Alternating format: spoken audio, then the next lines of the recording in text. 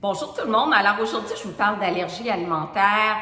C'est une problématique qui me concerne. Moi, quand j'étais jeune, j'avais une quinzaine d'allergies alimentaires. J'étais littéralement allergique à tout, mais les aliments, mais également les animaux, rhume des foins, eczéma, dermatite atopique, bref, la totale.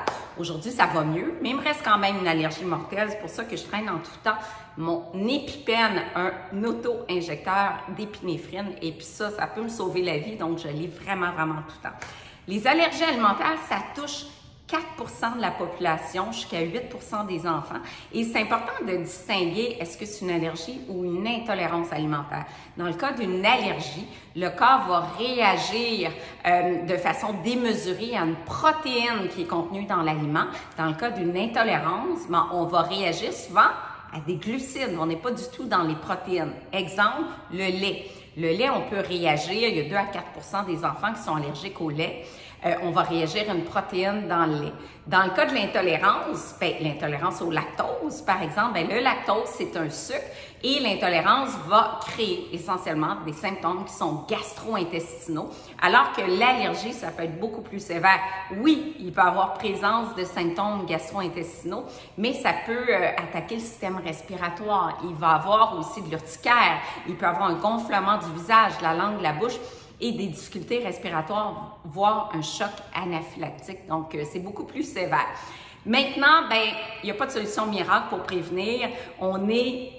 Vraiment, les études évoluent, puis on s'est rendu compte que d'introduire de façon précoce les allergènes pourrait, contrairement à ce qu'on pensait il y a une dizaine d'années, aider à prévenir l'apparition des allergies alimentaires. Quand on dit précoce, on ne parle pas de l'âge de 2-3 mois, mais plus vers l'âge de 6 mois, 1 an, qu'on pourrait introduire les principaux allergènes. Je pense aux arachides, par exemple.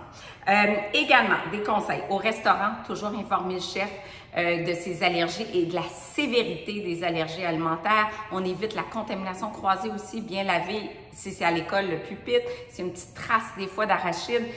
Ça peut être suffisant pour créer une réaction allergique. On se lave les mains, on est habitué maintenant avec la pandémie, vraiment pour éviter de contaminer. Si on a une petite trace d'arachide, par exemple, sur les mains, à l'eau chaude savonneuse pendant au moins 20 secondes. On ne permet pas l'échange des boîtes à lunch. Je parle, entre autres, des parents qui sont inquiets. C'est vraiment une préoccupation importante, les allergies alimentaires. Et il y a 9 aliments qui vont générer 90% des réactions allergiques alimentaires. Je les nomme les arachides, le blé, les fruits de mer, incluant le poisson et les crustacés, le lait, la moutarde, les noix, les œufs, le sésame et le soya. Ces allergènes-là sont obligatoirement inscrits sur le tableau d'information nutritionnelle. Si ce n'est pas le cas, à ce moment-là, Santé Canada va faire un rappel de produits parce qu'on sait que la santé de certaines personnes est en jeu.